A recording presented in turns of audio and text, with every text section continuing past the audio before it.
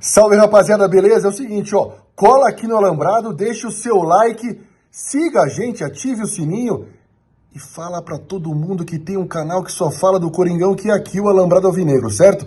Então cola no Alambrado e vai, Corinthians! Irmão, você que tá debochando, você que tá tirando sarro, fazendo um comentário de que, não, até jornalistas e tal, fazendo um comentário de que não, o Corinthians, isso é uma vergonha, como pode pagar a dívida de uma dívida? Isso é Corinthians, meu irmão.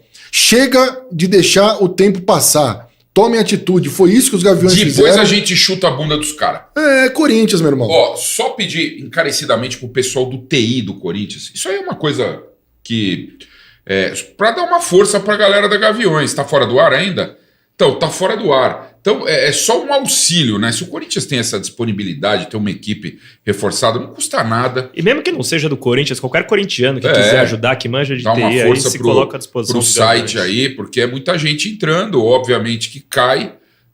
A gente já passou por isso, eu já passei por isso muitas vezes com as mídias do Craque Neto, numa época que eu trabalhava com o blog do Neto no UOL, velho. Às vezes ele soltava umas informações que era porque assim, que talvez gente... isso, como o Cascão envolve doação, dinheiro, você tem que preencher uma ficha, você tem que colocar, muita gente tendo dificuldade na hora de colocar o CEP, não é isso? Você faz todo o processo, na hora de colocar o CEP, é algum problema ali de configuração, vai ser resolvido, é o começo da...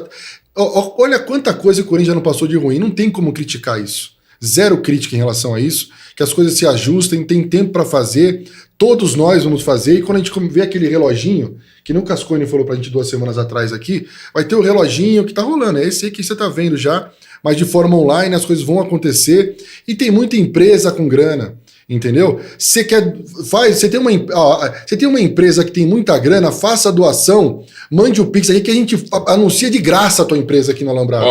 Sem medo de ser feliz, meu irmão. Exatamente isso.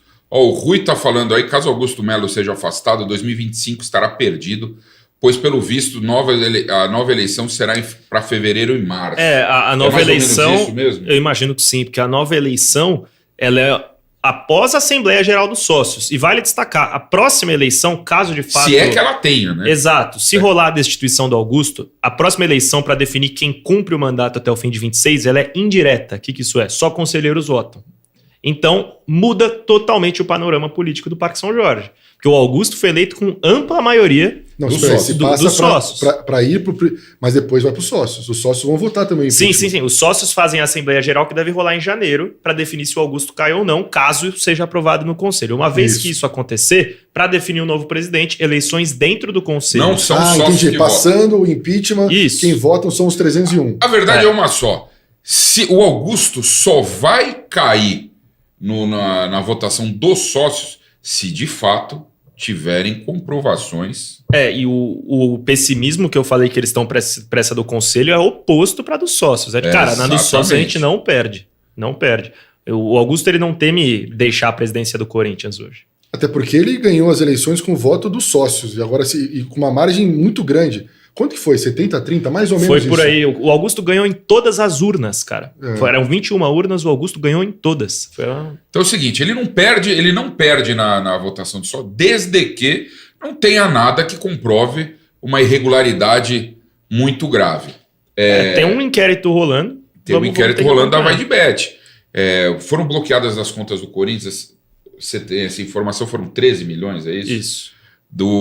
Da grana da PixBet. A PixBet, com razão, quando o Corinthians fez a rescisão de contrato com a PixBet, muita polêmica rolou na época. Pagou a multa. Porque o Corinthians acabou assinando com a VaideBet, pagou a multa na ocasião, mas tomou o processo. Então explica um pouco esse rolo que está envolvendo o bloqueio das contas do Corinthians em 13 milhões de reais. Cara, esse foi o grande problema, porque quando o Corinthians assina com a VaideBet, o Corinthians fecha um acordo ali de 120 milhões mensais que iria embolsar, mas é uma cláusula de exclusividade a outras casas de aposta. Então o Corinthians não poderia ter VaideBet e PixBet na camisa.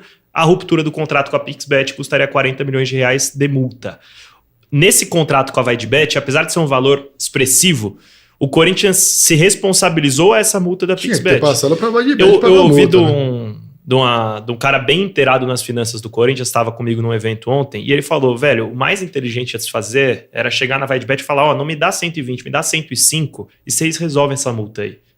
Porque Lógico. senão você corre o risco de ter bloqueio Sim. judicial. Ou então me dá a luva antes de 40 milhões, rescinde um contrato e inicia outro. Lógico, exatamente. O Corinthians assumiu uma bronca, perdeu a VaiDebet e ainda tendo que arcar com a PixBet e aumentar ali o seu montante que deve.